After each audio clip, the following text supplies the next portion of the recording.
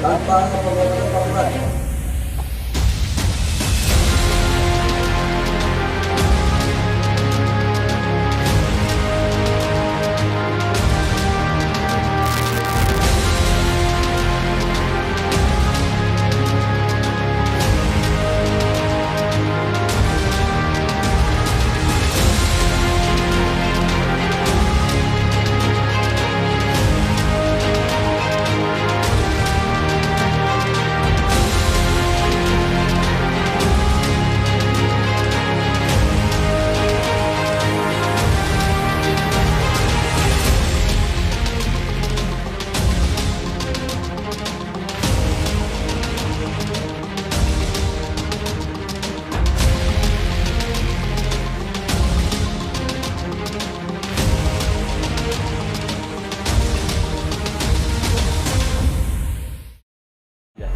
Karena melihat dari